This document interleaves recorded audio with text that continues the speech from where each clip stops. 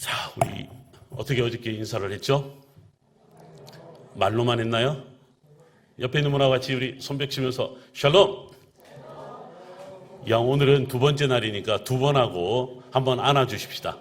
샬롬, 샬롬! 네. 안아주기 좀 거시기 하면 그렇지. 아유, 감사해요. 안아주셔서. 아니면 어깨를 한번 이렇게 톡톡하게 두들겨 주시면 돼요. 제가 어저께 왜 우리 설교 마무리할 때쯤 제 아들 이야기 잠깐 이야기 드렸잖아요. 우리 아들이 지금 30살인가 29이 됐는데 95년생인데 게임을 너무 좋아해 갖고요. 게임을 너무 좋아하면 그 좋아하는 일에 푹 빠지잖아요. 그걸 요즘 말로 중독이라고 하죠. 중독이 어느 정도 심했냐면 경찰서에 보내야 되나, 이 빚진 돈을 갚도록 어디 가서 공사판에 보내야 되나, 어느 정도 빚을 졌냐면 한 1억을 졌습니다.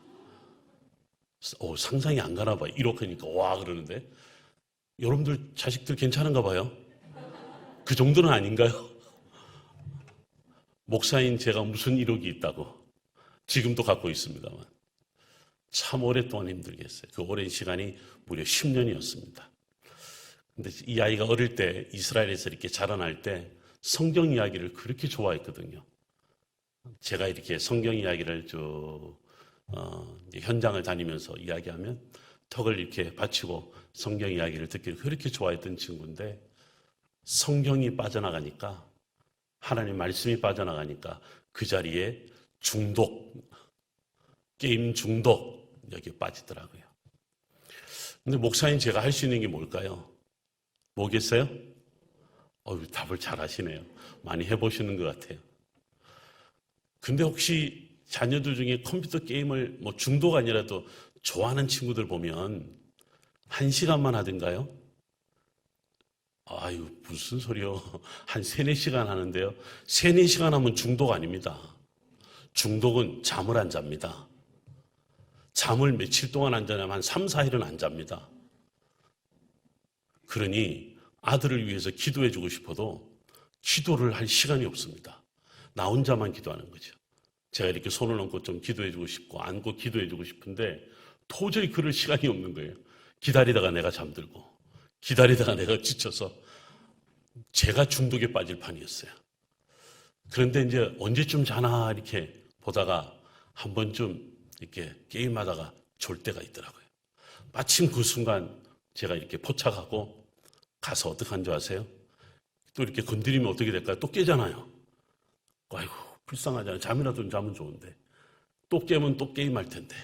그래서 몸에 손을 못 대고 살짝 이렇게 최대한 가까이 가서 그나마라도 살짝 건드려서 안 깨면 이렇게 어깨에 손을 얹으면서 하나님, 이 아이를 살려주십시오. 이 아이를 살려주십시오. 제가 그 기도만 했습니다. 무려 10년을 기도했습니다. 돌아왔을까요? 최근에 교회를 다니기 시작합니다. 근데요, 목사들이 이제 교회 다닌다 그러면 여러분들도 갑자기 이렇게 위로받지 않으세요? 목사들도 이제 교회를 다니는구나. 어디 가도 말을 못하죠. 그냥 아들 자랑할 때마다, 자녀들 자랑할 때마다 저는요, 한쪽 가슴이 늘 이렇게 아팠어요. 우리 아들이 못나서가 아니라 아들을 위해서 기도하고 있는 이 기도에 하나님 빨리 응답해 주셔야 될 텐데 언제쯤 응답해 줄까? 늘 그래도 저와 집사람이 아들을 위해서 그렇게 기도를 했죠. 기도를 하는데 어느 순간에 아버지, 교회를 한번 다시 다녀볼게요. 이래요. 무슨 일이 있었던 것 같아요. 저는 지금도 그 이유는 모릅니다. 그래서 제가 가까운 우리 교단교회를 몇 군데를 소개를 시켜줬어요. 제가 사는 곳이 그 합정역 쪽이 있는데, 그래서 어느 교회를 다니기 시작하더만 작년엔 교회 청년의 임원을 하더라고요. 그리고 성경을 읽기 시작하고 기도를 하게 되는데 작년 연말쯤 해서 아버지, 저한테 소망이 생겼습니다. 이래요. 무슨 소망인데? 그러니까 저 아버지 따라서 목사가 되면 안 될까요? 이러는 거예요. 그럼 제가 할렐루야, 아멘 이래야 되는데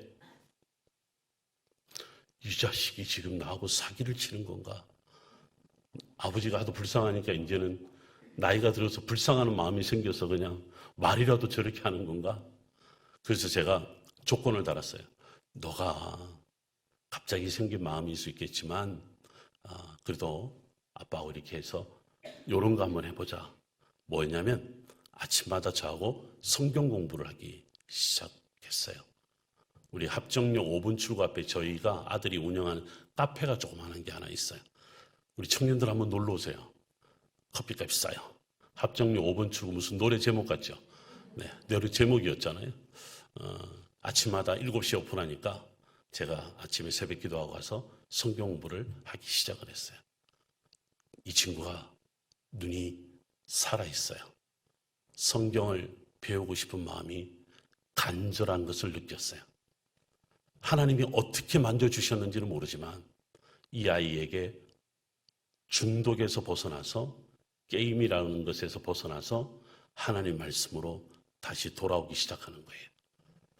하나님의 말씀에 사로잡혔다 보니까 이것이 떠났다가 다시 돌아올 때 그 다시 돌아올 수 있었던 게 뭐냐면 하나님의 말씀 안에 있었던 아이이다 보니까 떠났다가 돌아오더라도 말씀으로 다시 돌아오더라고요. 저에게 요즘 가장 행복한 시간이 뭐냐면 이른 아침에 가서 아들하고 성경 공부하는 겁니다. 제가 다른 성경 공부를 하는 것이 아니라 이 아이 머릿속에는 매일 질문이 있어요. 수많은 질문이 있어요. 청년이 갖는, 젊은 아이들이 갖는 사회에 대해서, 심지어는 정치에 대해서, 또 지가 살아가는 진로에 대해서 성경하고 계속 질문을 하는데 아버지는 성경을 가르치는 선생님이지 않습니까? 저한테 대답 좀 해주세요. 하고 그 친구하고 이렇게 이야기하는데 두 사람에게 공통점이 하나 있어요. 이 아이가 어릴 때 이스라엘에서 초등학교를 다녔거든요. 히브리어가 생각이 나나 봐요. 그때 그 나라 말이 다 지워졌었는데 그게 생각이 나나 봐요. 저는 한국말, 우리 목사님 사모님들 아시지만 이스라엘 가면 제가 한국말만큼 그 나라 말을 자랑질인가? 그 나라 말을 잘해요. 제가 이스라엘하고 우리 한국하고 이렇게 예전에 우리나라 외교부 장관이나 장관 들어오면 제가 동시 통역을 하기도 했었으니까 이제 히브리어를 갖고 몇 가지 이야기를 하다 보면 아버지 그거 기억나요. 그게 이런 뜻이 아니에요? 제가 놀라운 것은 이 아이가 다시 순수한 아이로 돌아간 것처럼 그 단어 하나 또는 그 메시지 하나를 붙잡고 너무 행복해하는 얼굴을 만나게 돼요.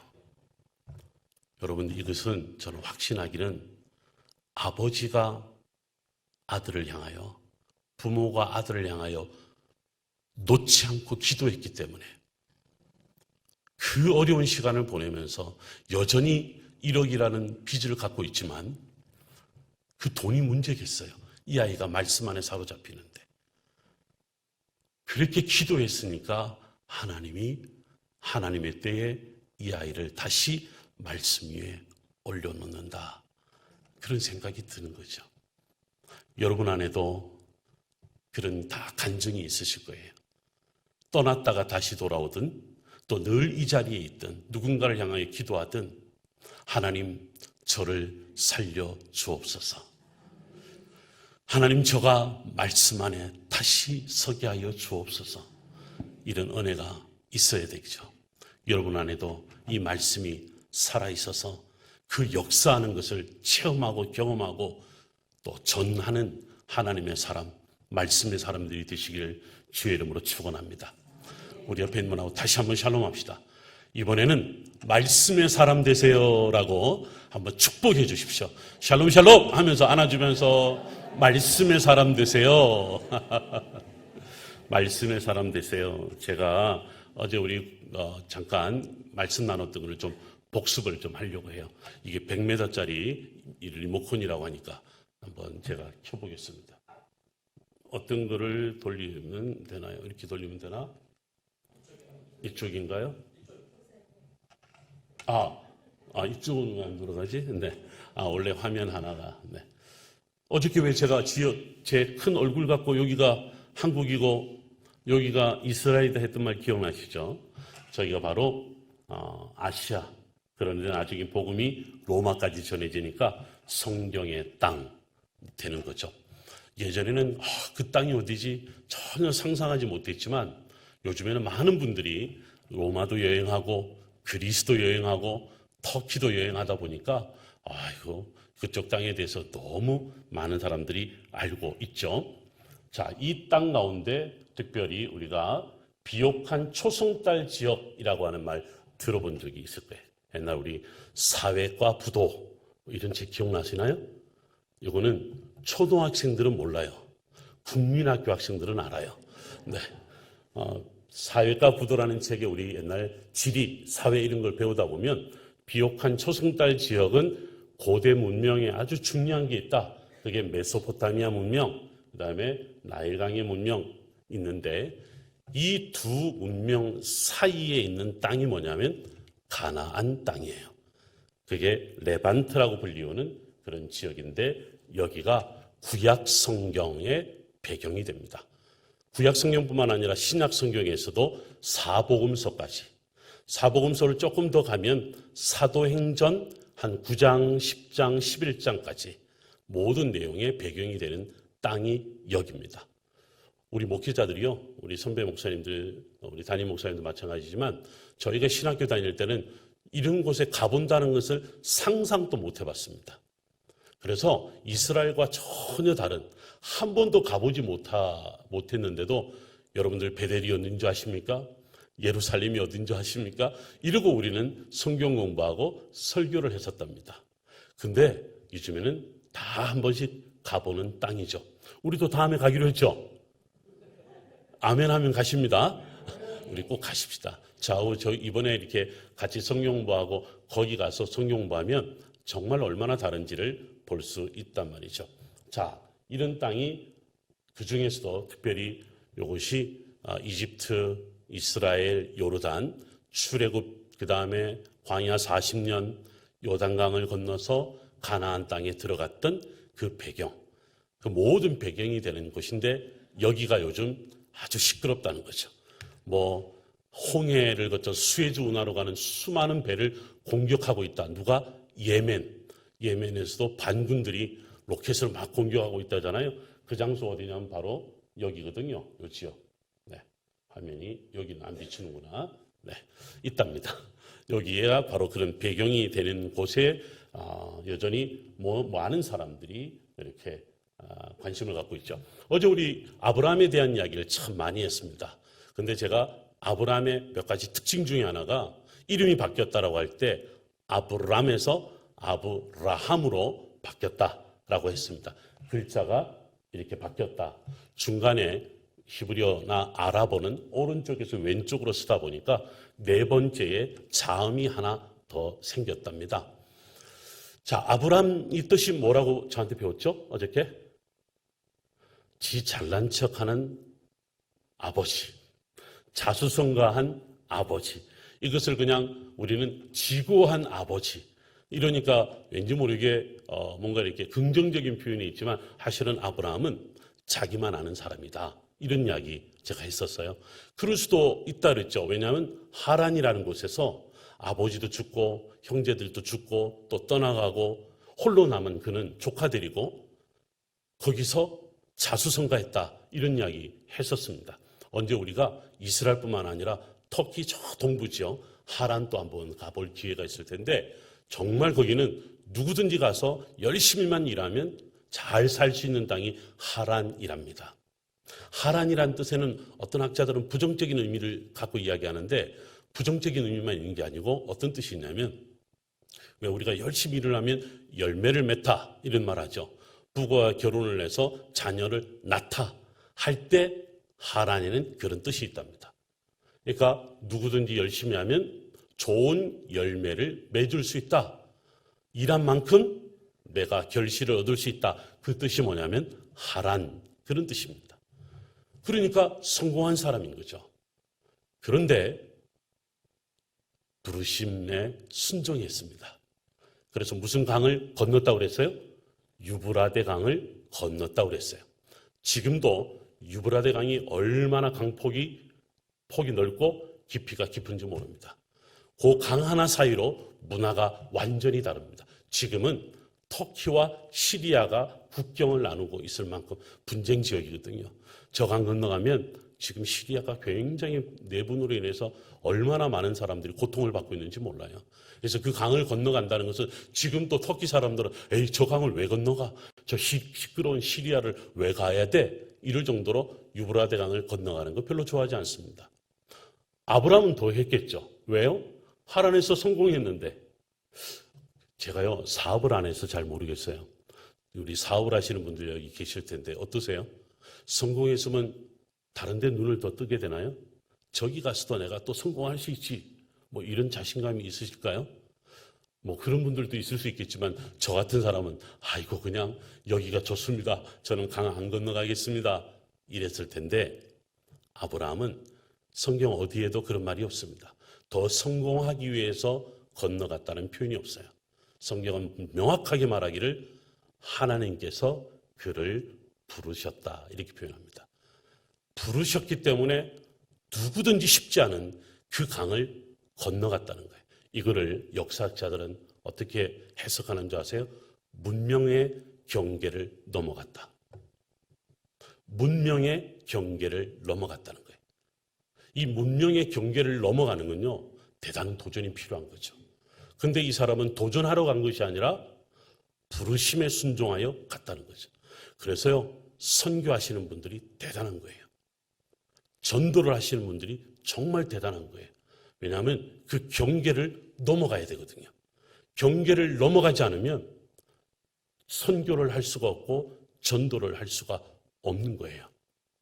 아브라함은 그 경계를 넘어갔습니다. 경계를 넘어갔다 그러니까 또 넘어간 사람이 있더라고요. 누가 건너가냐면 모세가 경계를 넘어갔더라고요. 경계 넘어갈 때 무슨 바다를 건너갔어요? 홍해를 건너갔어요. 여러분, 홍해를 건너간다는 건 뭐냐면 이집트를 이제는 접고 새로운 미지의 땅으로 가는 거예요. 근데 그 미지의 땅이 다름 아닌 광야입니다. 아무 끝도 없는 광야였습니다. 마치 아브라함이 하란을 버리고 가나안으로 가는 것처럼. 어제 가나안의 뜻이 뭐라고 그랬었어요? 떠돌이의 땅 이랬단 말이죠.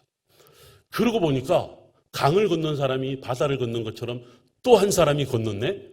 요단강을 건넌 사람이 있었어요. 누구였어요? 모르는 사람 모르는 것처럼 글자 4글자입니다. 그렇죠. 여호수아가 건너갑니다. 여러분 요단강 앞에 나중에 가보시면 알겠지만 건너가는 거 쉽지 않은 것이 그 강폭은 지금은 폭이 넓진 않지만 요단강 건너가기 전과 건너가는 다음에는요.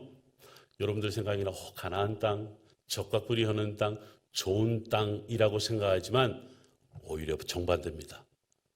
오히려 요단강 건너가기 이전의 땅이 더 좋아요.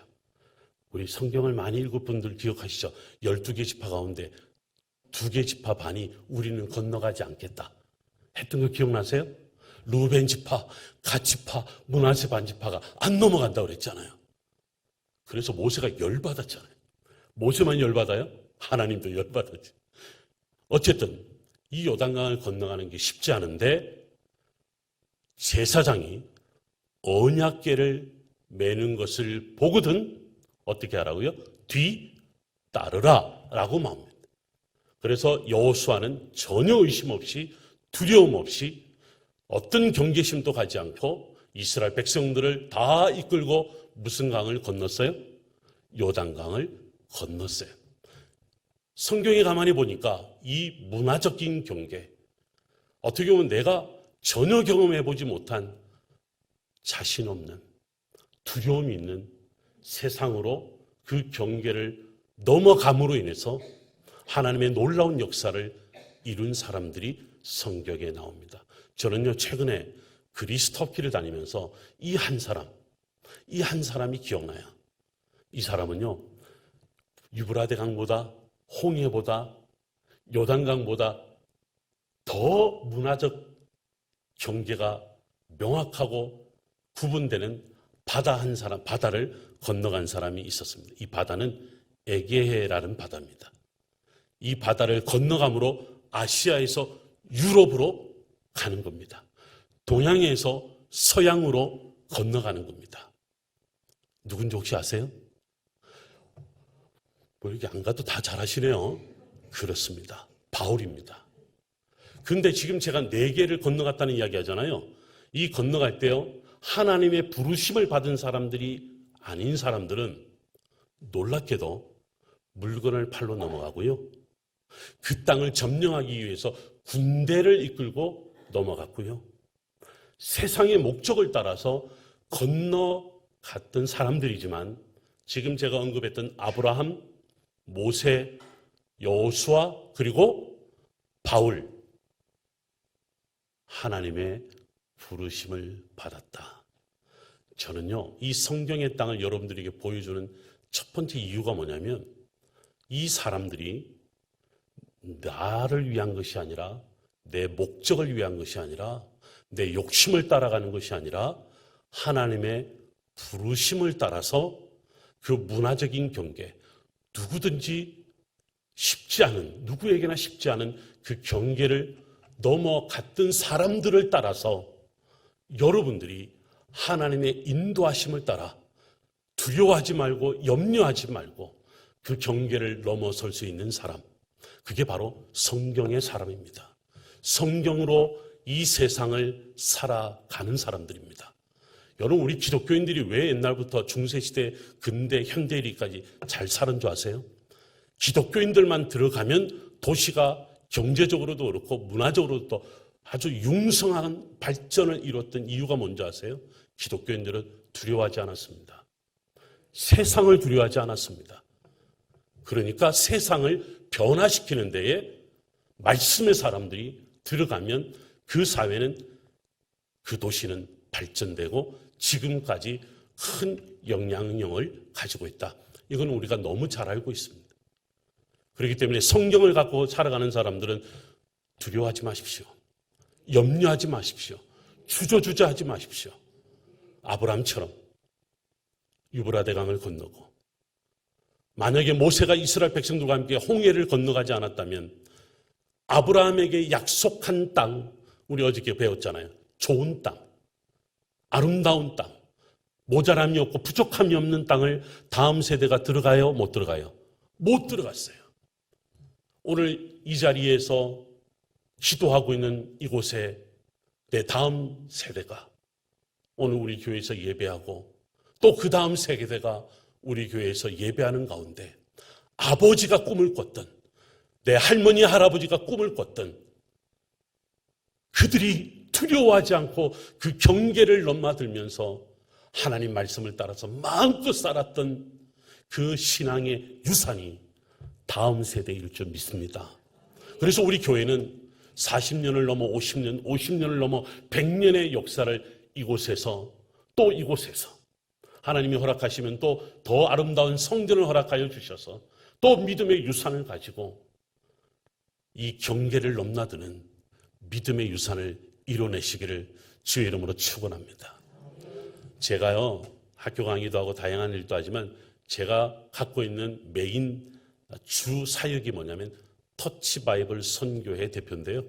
터치 바이블이 뭐냐면 성경을 이렇게 터치하자, 이런 건데, 그런데 뭐 성경 공부하는 것뿐만 아니라 제가 지금 하고 있는 가장 좋은, 제가 기도하는 사역이 뭐냐면 성경의 땅에 하나님 다시 예배 드리게 하여 주옵소서. 성경의 땅이 전부 다 무슬림들의 땅이 되어버렸어요. 성경의 땅이 다 유대교의 그 이스라엘, 팔레스타인과 전쟁하면서 지켜내려고 하고 있는 그 이스라엘 유대교인들만의 땅이 되었습니다. 그 땅에 만약에 예수 그리스도를 향한 예배자들이 있다면, 그곳에서 모여서 예수 그리스도의 십자가의 사랑으로 평화를 이룰 수 있다면, 하나님 그 교회에서 우리 많은 그리스도인들이 마음껏 예배할 수 있는 교회가 있다면 전쟁이 사라지고 종교적 갈등이 사라지고 온전한 하나님의 나라를 이룰 텐데, 제가 그런 소망을 가지고 선교사를 파송하고 또 그 지역에 가서 직접 전도하고 그런 사역을 하고 있는 거죠. 그러니까 제가 한마디로 성경의 땅에 미쳐서 살아가는 사람입니다. 그냥 성경의 땅만 가면요, 너무 좋아요. 무슬림들 만나서, 유대인들 만나서 예수님 이야기하고 성경 이야기하고 그렇게 하다 보면 그 사람들이요, 자기보다 더 많이 알고 있다 보니까 이것도 자랑질이에요.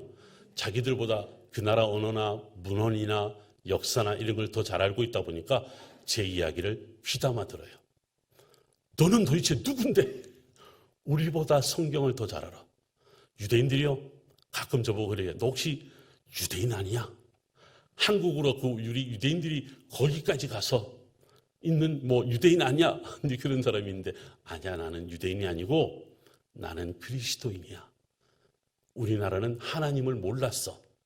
그런데 하나님의 말씀을 전하는 사람들로 인해서 아시아 저 동쪽 끝에까지 와서 전했던 사람 때문에 우리가 성경을 알게 됐고 예수님을 만나게 됐고 당신들이 누구인가를 알게 됐고, 나 같은 사람은 유대교나 이슬람교의 전문가가 돼서 그래서 너희들과 이야기를 하고 있는 거야.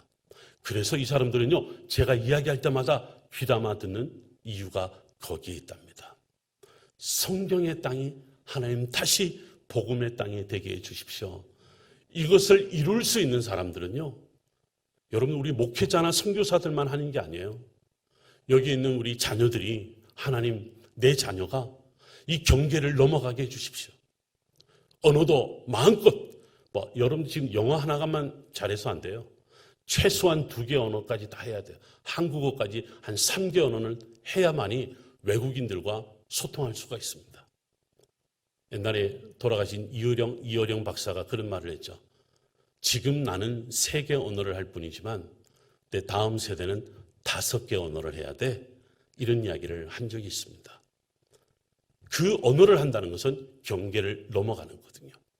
하나님, 내 자녀가 언어의 경계도 넘고 문화의 경계를 넘어서 온 세상을 무대로 하나님 살아가게 해주십시오. 그래서 저들을 거룩한 통로로 사용하여 주셔서 저들의 입을 통하여 예수 그리스도의 복음을 전하게 해주십시오. 그들 한 사람 한 사람이 바로 일터에서 그 열방에 흩어진 곳에서 마음껏 주를 위해서 일하는 성경의 사람, 말씀의 사람이 되는 줄 믿습니다. 그래서 이번 부흥성회 때 여러분들 끝나고 갈 때 기도하고 가십시오.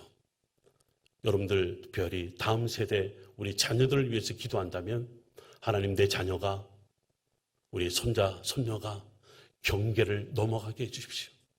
유브라데 강을 건너고 홍해를 건너고 요단강을 건너고 에게해를 건너서 열방을 하나님의 나라로 품었던 수많은 민족의 말씀의 지도자들처럼 우리 자녀들이 그런 사람 되게 해주십시오.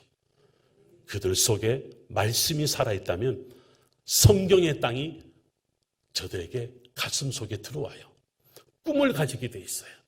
그 꿈이 그들을 열방을 향해 뛰게 하고 마음껏 하나님의 쓰임받는 도구가 될 줄 믿습니다. 그렇게 기도해야죠. 이 부모가 되고 보니까 그렇게 기도할 수밖에 없더라고요. 그리고 그래야 우리 아버지처럼 어머니처럼 나도 기도하면 쟤도 배울 거 아니냐 이러겠죠. 여기가 바로 광야입니다.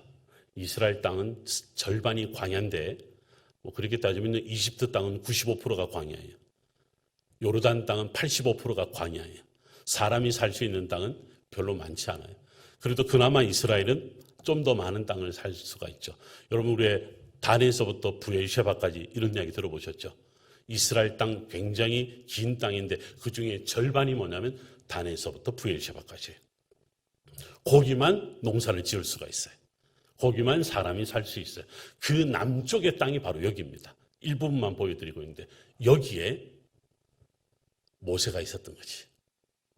여기에 40년 동안 이스라엘 백성들이, 출애굽을 한 백성들이 있었던 거죠. 그 사람들만 그렇지 않았습니다. 엘리야가 갈멜산에서 영적 승리를 했음에도 불구하고, 그렇죠, 어떻게 해요?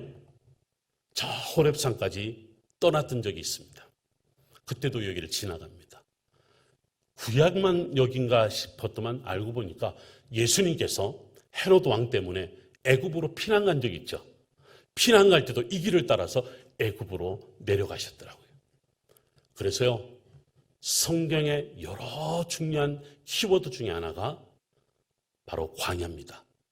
그래서 유대인들은 광야를 어떤 식으로 해석한다고 제가 말씀드렸어요? 어젠데 24시간이 지났나? 따라합니다. 하나님이 말씀하신다. 하나님이 말씀하시는 곳이 저곳이라도요, 하나님의 백성들은 저기서 살아낼 수 있습니다. 어떤 분이 그래요. 사흘 만에 갈 수 있는 길을 왜 40년 동안 저기서 저 척박한 땅에서 보내게 했을까요? 여러분 어떻게 답할 수 있어요? 딱 답이 하나가 있습니다. 뭐죠? 아시는 분? 성지순례 가면 내가 가서 맛있는 거 사줄게. 400년 동안 애굽에서 노예 생활을 했어요. 노예 생활을 했다는 것은 뭔지 아세요? 자기들에게 신은, 하나님은 여호와가 아니라 누구예요? 이집트의 파라오가 믿고 있는 태양신 라라고 하는 신이 따로 있습니다. 그 신이 400년 동안 지배하고 살았던 거죠. 그런데 가나안 땅에 바로 들어가 봐요. 들어가서 살게 해줘봐요. 잘 살게 해줘봐요. 그들 속에는 누가 우리를 여기를 인도했다라고 생각할까요? 여호와가 없는 모세만 생각할 겁니다. 여호와가 없는 여호수아만 생각할 겁니다. 하나님이 없는 지도자만 생각할 겁니다. 그러면 사람들은 어떤 지도자를 세우려고 할까요? 하나님을 모르는 지도자를 세우려고 할 겁니다. 40년이 있었기 때문에요. 그 몸부림치는 광야 40년이 있었기 때문에 우리를 인도하시는 분은 여호와 하나님이시다. 여러분들 모세가요, 저기서 40년을 살았어요. 그 살아가는 가운데 하나님이 부르셔서 호렙산 혹은 다른 말로 시내산에 신발을 벗으라, 이곳은 거룩한 땅이니 하고 그를 부르셨죠. 그때 모세가요, 두려워 떠는데도 모세가요 강심장이었습니다. 왜 강심장인 줄 아세요? 이런 질문을 합니다. 그런데 당신 누굽니까? 나를 부르시면 당신은 누굽니까? 당신의 이름이 뭡니까? 심지어는 어느 정도로 그 이야기를 해요? 하나님이 나는 스스로 있는 자다 이렇게 답을 알려주셨어요. 그런데도 저는 못해요. 나는 입이 어눌해요. 걱정하지 마. 너에게는 말 잘하는 내 형 아론이 있다 하면서까지 하나님이 모세를, 이스라엘 백성들을 구출해내기 위해서 모세를 적극적으로 설득을 하잖아요. 모세도 히브리 민족 아브라함이 가라면 가고 서라면 서는 곳에서 그 이름을 부르며 예배했던 그 이름을 400년 동안 잊어버린, 모세조차도 잊어버린 그 이름을 어디서 알려주셨냐면 광야에서 알려주셨어요. 아무것도 없는 곳에서. 아무것도 없으면 뭐가 없을까요? 사람은요, 기댈 데가 없습니다. 비전도 사라집니다. 사람이 그야말로 발가벗김을 당한 채 자신의 능력으로 아무것도 할 수 없다는 것을 고백하는 장소가, 시간이 광야이며 광야의 시간입니다. 그럴 때 누구를 찾을까요? 모세는 그 전까지는 몰랐습니다. 누구를 믿어야 될지, 누구를 찾아야 될지. 그래서 광야에 들어가는 것은 죽음이다라고 생각했을 겁니다. 그런데요, 하나님이 그를 부르셨던 거예요. 누구세요? 나는 스스로 있는 자다. 출애굽기 3장 14절 15절에 여러분, 나는 스스로 있는 자다, 영어로 I am that I am, 이 문장이 명사가 됐어요. 명사가 뭔지 아세요? 따라합니다. 여호와. 여호와라는 뜻이 뭐냐면 스스로 있는 자라는 뜻입니다. 이 스스로 있는 자, 모세가 만났던 장소에 시간이 지나서 누가 선지 아세요? 그 산 바로 밑에 출애굽기 19장에 보니까 이스라엘 민족 전체가 거기서 하나님과 언약을 맺어요. 너는 내 거야. 이제 나는 너를 내 백성으로 삼고 제사장 나라가 되게 할 거야.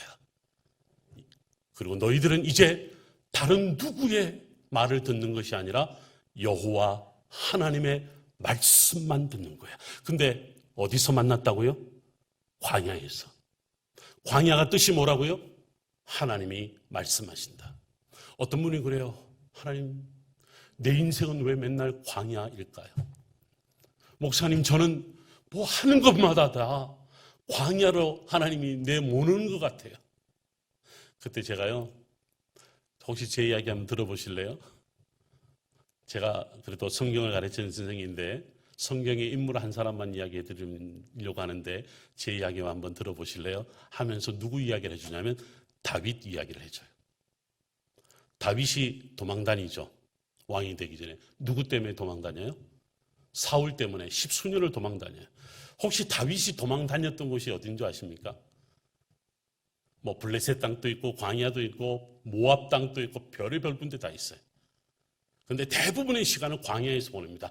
그가 그때 하나님 앞에 찬양할 때 또는 예배할 때 때로는 감사할 때 때로는 탄식할 때 그 기도를 드리죠. 그 기도를 다 모아놓은 책이 뭐예요? 시편입니다.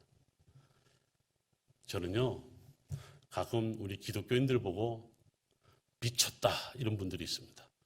왜 미쳤어요? 그러니까 아니 기독교인들은 찬양할 때 기도할 때 보면 한참 웃다가 울던데요. 한참 울다가 또 미친 사람처럼 웃던데요. 이래요. 여러분들 하나님 말씀이 내 안에 탁 와닿을 때가 있지 않으세요? 이렇게 탁 와닿을 때 그냥 눈물이 확 쏟아질 때가 있지 않으세요?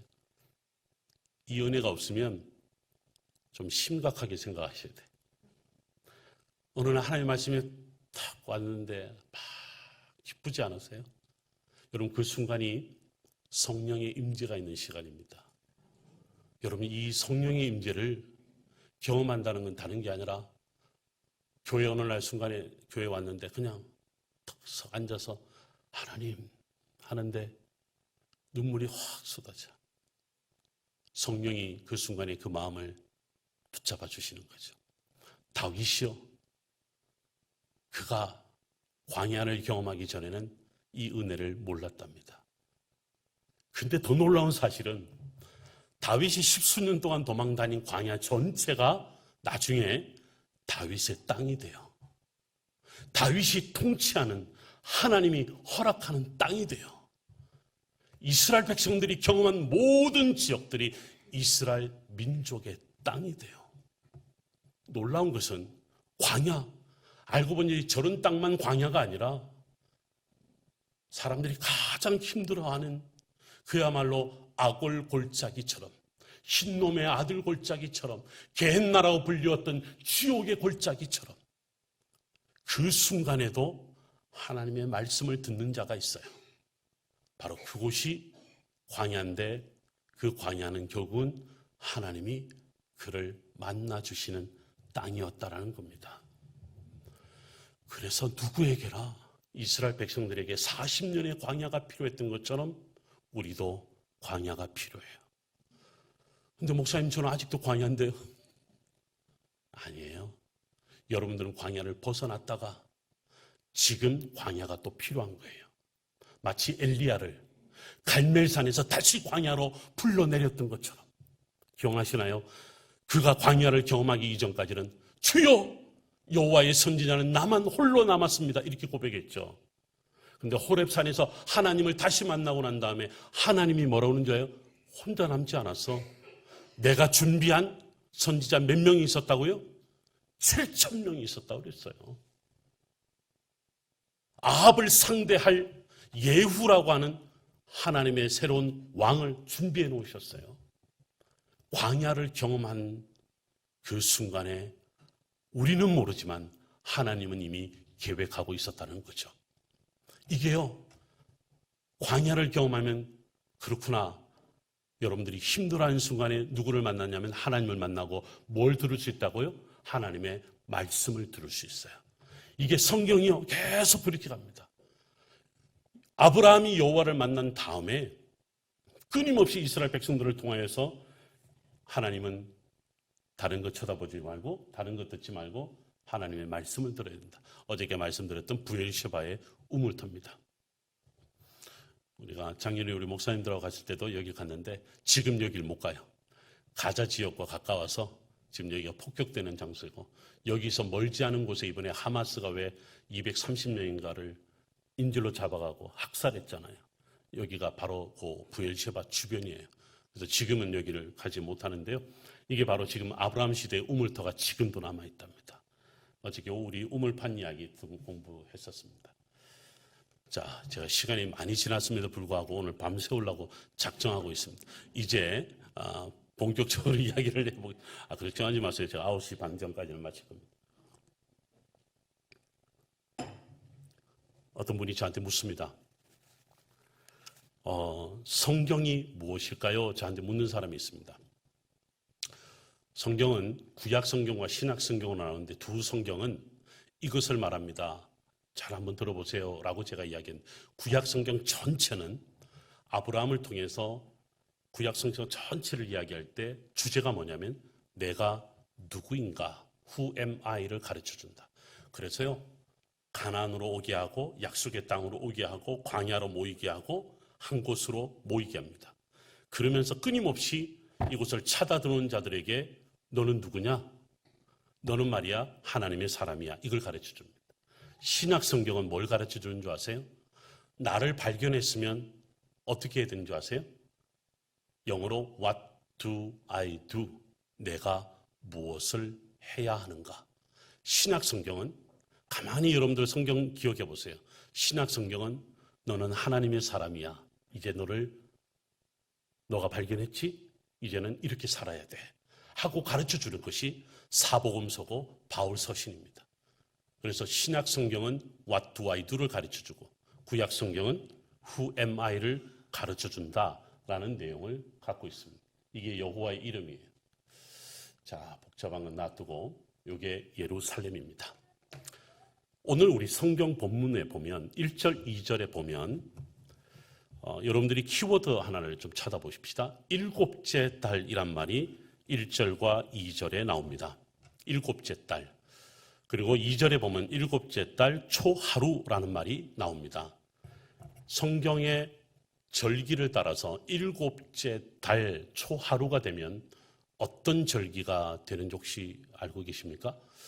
레위기서 23장에 보면 일곱째 달 유대력으로 바로 이 날이 나팔절입니다. 나팔절은 신년입니다. 우리로 말하면 구정 같은 날입니다. 구정. 그리고 일곱째 달 10일째가 무슨 날이냐면 대속죄일입니다. 그리고 일곱째 달 15일째가 뭐냐면 그 유명한 초막절입니다.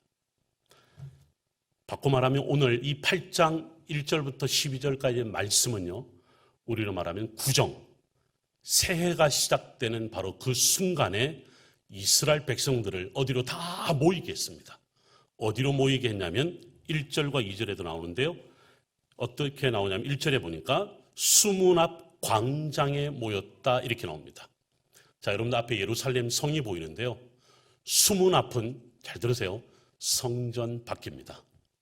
성전 안이 아니라 지금 황금돔 무슬림들이 성지로 삼고 있는 황금돔 저것 때문에 지금까지 전쟁을 벌이고 있는데요. 바로 저 자리가 솔로몬 성전이 있었던 곳입니다. 그리고 지금 에스라 느헤미야 시대 때는 뭐가 다시 세워졌냐면 바벨론 포로 이후 시대에 스룹바벨이 성전을 지었던 바로 그 장소입니다. 그러면 지금 보시는 저 크기가 똑같습니다. 크기는 똑같는데 나팔절, 대속죄일, 초막절이 되면 유대인들은 성전 안으로 들어가야 돼요. 그런데 오늘 1절 말씀 뭐냐면 성전 안이 아니고 성전 밖입니다. 수문 앞입니다. 여기에 사실은 질문을 우리가 좀 던져봐야 됩니다. 왜 이 절기 때 성전 안이 아니라 성전 밖일까라고 하는 겁니다. 그 답은 1절 끝에 나옵니다. 2절에도 나오고 끝에 보면 잘 보세요. 모세의 율법책을 가져오라라고 합니다. 그리고 2절에 보니까 남자나 여자나 알아들을 만한 모든 사람 앞에 이르러, 즉 성경을 가지고 왔다 이 말입니다. 자, 이 말이 뭐냐면 저를 보세요. 성전 안에 들어가는 사람은 제한되어 있습니다. 특히 여성들이 제한됩니다. 그리고 더 아픈 소리는 돈 없는 사람도 못 들어갑니다. 여러분, 우리 신약 성경에 두 랩돈을 가졌던 과부 기억나세요? 랩돈 2개로 성전을 들어가지 못하고 쩔쩔매고 있을 때 예수님이 그 여인을 데리고 성전 안으로 들어갑니다. 여러분, 그 당시에 랩돈은 제일 낮은 단위의 동전인데 성전세는 히브리어로 헤치셰켈이라고 해서 반세겔, 여러분 하나의 반이 아니고요, 반세겔, 헤치셰켈은 고유한 동전이 따로 있습니다. 성전세를 내기 위한 동전을 따로 만들었습니다. 이걸 하려면 랩돈을 가지고 와서 이것을 교환해야 됩니다. 랩돈 몇 개가 있어야 되냐면 130개가 있어야 됩니다. 그럼 두 랩돈을 가진 사람은 들어갈 수 있어요, 없어요? 못 들어갑니다. 제사장 출신이기도 하고 학사인 에스라는 이것을 너무나 잘 알고 있습니다. 그래서 모든 사람들을 수문학 광장으로 모이게 했던 겁니다. 이유가 뭐냐면 제사보다도 지금 또는 들어가지 못하는 사람들을 위해서 뭐가 먼저 필요하냐면 모세의 율법책을 읽게 하는 겁니다. 다른 이유 없습니다. 이 절기에 온 사방에서 모여든 유대인들이 성전 안에 들어가려고 하는데 들어가지 못하는 사람들이 있고, 특히 지위가 돼도 경제적으로 여유가 없어서 발만 동동 구른 채 재물이 없어서 마치 요즘에 헌금이 없어서 교회 못 오게 하는 것과 똑같이, 뭐 요즘 그런 교회는 없겠습니다만 그 사람들을 위해서 그것보다 제일 중요한 게 뭐냐면 성경책을 가져오라는 거예요. 이 성경책을 펴고 읽게 되는데 옆에 보니까 조그마한 나무로 만든 강대상 같은 게 거기에 올라서서 양쪽에 레위인들을 세웁니다. 그리고 성경을 읽습니다. 성경을 읽으니까 사람들이 울었다라고 말합니다. 여기서 여러분들 이 배경을 살펴봐야 됩니다. 잘 들어보세요. 유대인들은 구원을 받아요. 구약 성경의 유대인들은 구원을 받는다, 죄 씻음을 받는다 할 때 어떻게 죄 씻음을 받았냐면 성전 안에 들어가서 대제사장이 대속죄일 날 모든 민족의 죄를 고할 때 죄 씻음을 받습니다. 근데 여기 우리가 또 한번 질문을 던져볼 수 있죠. 지금 이때보다 한참 전에 100년 전에 예루살렘 성전이 파괴됐습니다. 예루살렘 성전이 파괴되고 바벨론 포로로 잡혀가서 짧게는 50년, 성전을 다시 짓는 것까지 무려 70년의 시간이 지납니다. 그러면 유대인들은 성전이 없어진 거죠. 그럼 죄 문제를 어떻게 해결했을까요? 죄 문제를 해결할 방법이 없습니다. 바벨론 포로로 잡혀간 약 4,000명의 사람들은요, 전부 다 엘리트들이었습니다. 제사장, 왕의 사람, 그 지역에 가장 똑똑하고 지위가 있는 사람들만 뽑아다가 바벨론 포로로 잡아가서 그발 강가 옆에 예후다, 우리말로는 유다라고 하는 개토를 만들고 거기에 살게 했습니다. 그런데 여러분 보세요. 거기에 각 대제사장이 된 한 사람이 있었습니다. 그 사람이 누구냐면 에스겔이었습니다. 여러분 에스겔서 1장부터 48장까지 읽을 때 특별히 1장부터 10장까지 쭉 앞부분을 읽어보면 각 장의 앞절을 읽어보면 무슨 말이 나온 줄 아세요? 장로들이 대제사장 에스겔을 찾아갔다. 장로들이 제사장 앞에 모였다. 장로들이 제사장 앞에 앉았다. 이런 표현이 나옵니다. 이 장로들이 찾아가서 이렇게 말합니다. 당신 대제사장이지 않습니까? 근데 우리 죄 문제 어떡할 겁니까? 성전이 없는 지금 우리 어떻게 죄 문제를 해결할 수 있죠? 당연히 질문할 수밖에 없죠. 여러분 여기에 우리가 주목해야 될 동사들이 있는데요. 모였다라는 말이 있습니다. 모였다라는 말에서 이런 말이 나옵니다. 베이타 크네세트. 이것이 바로 회당이란 말입니다. 회당이란 말이 여기서 나옵니다. 바벨론 포로 시기 때 회당이라는 게 생겨납니다. 성전 대신에 회당이 생겨납니다. 그 다음에 더 놀라운 것은 앉았다라는 표현이 나옵니다.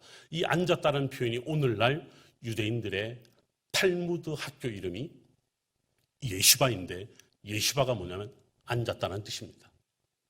즉 성경을 배우기 시작했다는 겁니다. 그리고 모여서 기도했다 이렇게 나옵니다. 여러분들이 너무나 잘 아는 다니엘의 기도.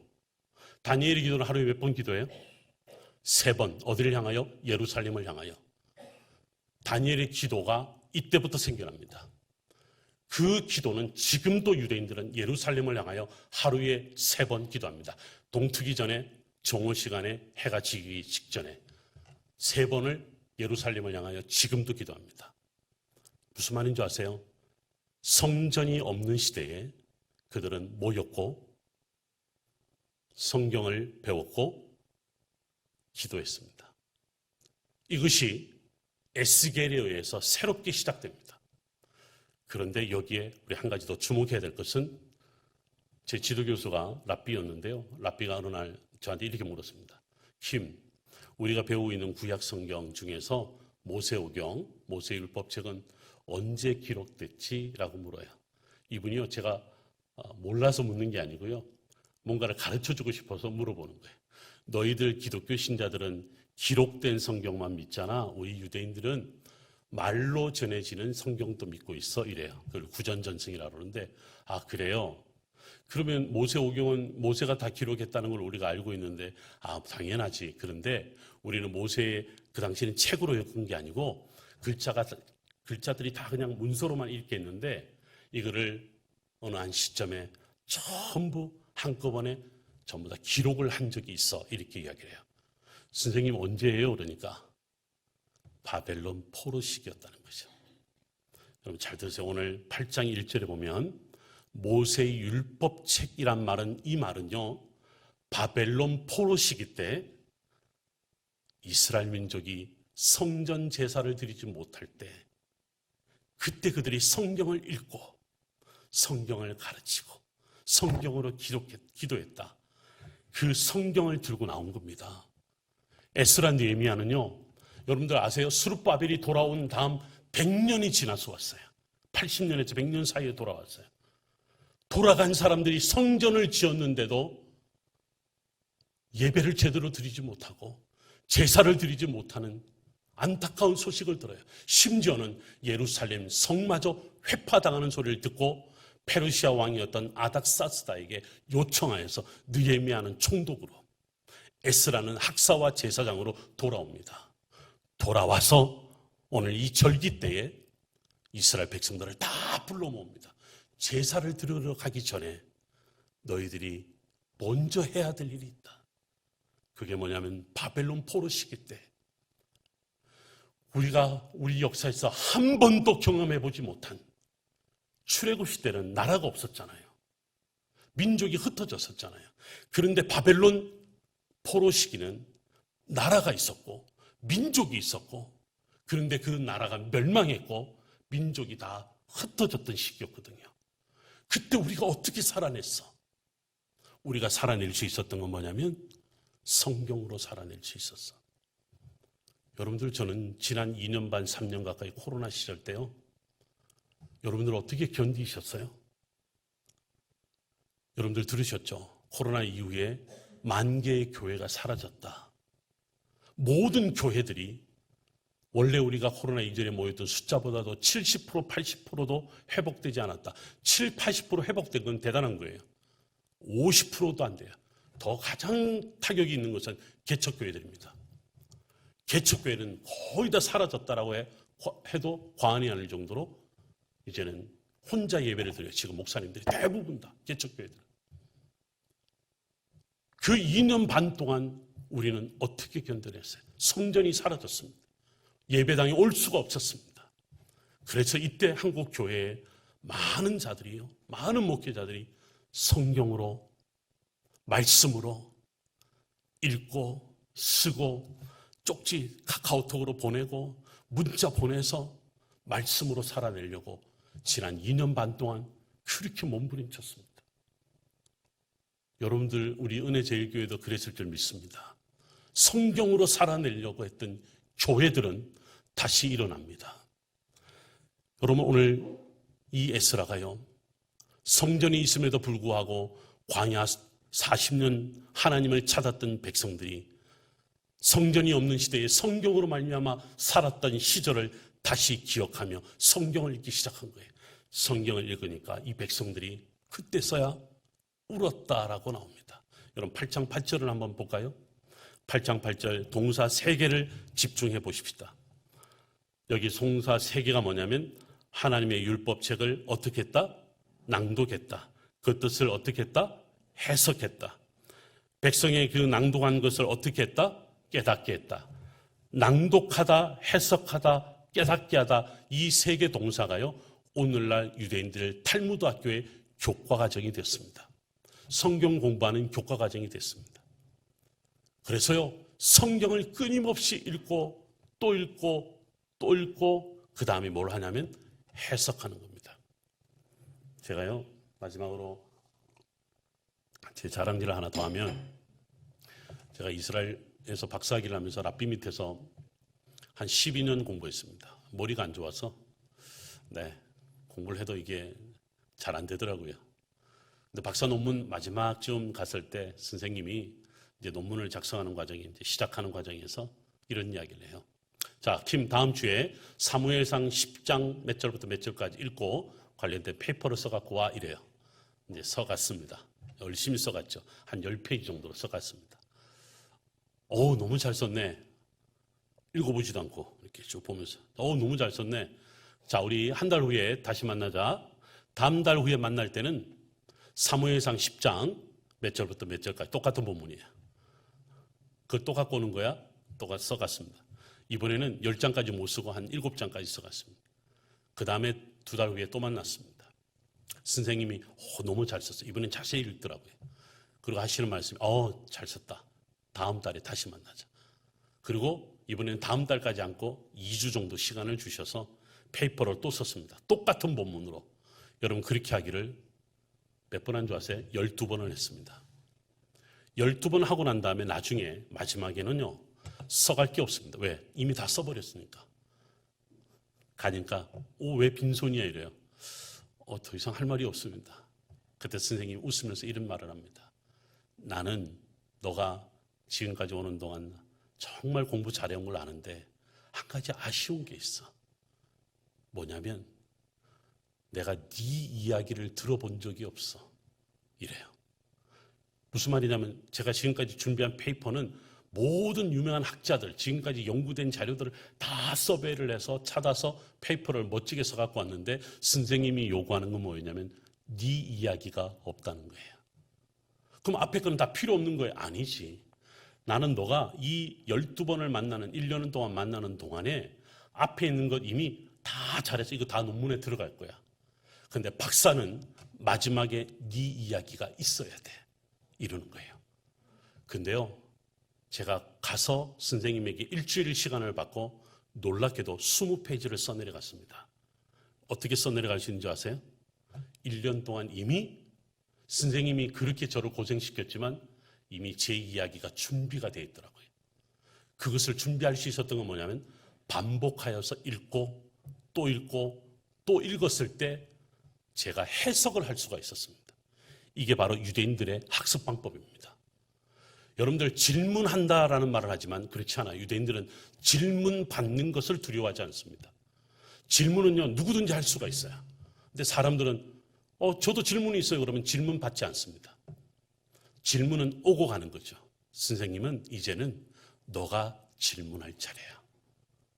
그러면서 선생님이 낭독하고 해석하고 난 다음에 마지막으로 저에게 하는 말은 뭐냐면 깨닫게 한다.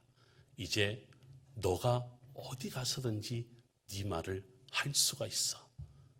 여러분 가만히 한번 보세요. 우리가 성경을 읽지 않고 해석할 수가 없어요. 성경을 읽지 않고 해석하는 사람들은 10중 8구 지 이야기만 뜯습니다. 성경을 읽지 않고 해석하는 사람들은 거의 이단입니다. 그래서 우리가 뭘 해야 되냐면 성경을 읽는데 유대인들은 바로 모세오경을 바벨론 포로 시기 때 이 성경을 전부 다 기록하면서 해석하고 깨닫게 합니다. 여러분, 이게 어떤 메시지를 주냐면 유대인들은 지난 2000년 동안 홀로코스트와 같은 중세시대의 마녀 사냥과 같은 수많은 학살 앞에 유대인들이 견딜 수 있었던 게 뭔지 아세요? 성경을 낭독하고 해석하고 깨닫게 될 때 그것을 갖고 그들은 살아낼 수 있었습니다. 가스실에서 죽어갈 때요.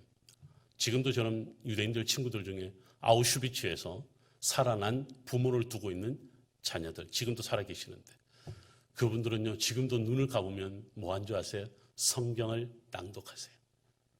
할머니 성경 언제 이렇게 낭독하셨어요? 내가 아우슈비츠에서 5년을 있었는데 러시아 해방군이 와서 나를 구해주기 전까지 많은 사람들이 매일 뭘 했냐면 성경을 읽었다. 아니 그때는 책이고 뭐고 다 빼앗겼었는데 어떻게 다 성경을 읽으셨어요? 뭐라 그런 줄 아세요? 무슨 말이요? 우리들 중에는요 성경을 암송하는 사람들이 있었어요. 그 암송하는 사람들이 계속 성경을 읽는데 우리가 들을 게 뭐가 있어요? 음악이 흘러나오겠어요? 누군가가 와서 설교를 해주겠어요? 성경밖에 없었다는 거죠. 그래서 자기는 지금 죽음을 앞두고 내가 기억나는 것은 그 아우슈비츠 가스실에 들어가기 직전까지 읽었던 들었던 성경. 근데 그분이요 가스실에 들어가서 살아난 사람이거든요. 대단한 그런 간증들이 있습니다. 지금도 유대인들은 성경을 읽고 해석하고 깨달아지는 것으로 그들은 살아내고 있습니다. 여러분들 유대인들이요 지금 아까 여러분 사진 보셨잖아요. 예루살렘 성전 파괴된 거 언제 파괴된 줄 아세요? AD 70년 로마에서 파괴된 거예요. 예수님 시대가 지나고 나서 이 시대가 지나고 나서 몇백 년 후에 성전이 또 파괴됐어요. 성전 파괴되고 난 다음에 유대인들은 바로 뭘 한 줄 아세요? 바벨론 포로 때처럼 슬퍼하지 않았습니다. 이미 바벨론 포로 시대를 경험을 했거든요. 그래서 이 사람들이요 로마 황제에게 상소를 올립니다. 그 당시 로마 황제였던 베스파시아누스 황제에게 편지를 올립니다. 우리 다시는 반란을 일으키지 않을 테니 우리가 모이게만 해줘라. 우리가 성경을 읽게만 해줘라. 다시는 당신들에게 반란하지 않고 로마 제국의 법대로 살아가겠다. 실제로 베스파시아누스 황제가 이걸 열어줍니다. 오케이. 그래서요 AD 90년 성전이 파괴되고 난 단 20년 만에 이들이 로마 황제의 허락을 받아서 예루살렘에서 텔라비브 요빠 항구에서 떨어져 있지 않는 얼마 떨어져 있지 않은 곳에 모여서 그때 모든 랍비들이 모여서 제일 먼저 한 게 뭔지 아세요? 성경을 기록합니다. 그 성경을 기록한 것이 뭔지 하면 지금 읽고 있는 구약 성경 39권입니다. 구약 성경 39권이 언제 정경화됐냐면 AD 90년 예루살렘 성전이 없을 때 그들이 이 성경을 바로 기록했습니다.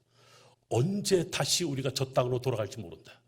언제 다시 성전 지어질지 모른다. 우리는 지금 성경을 기록해야 된다.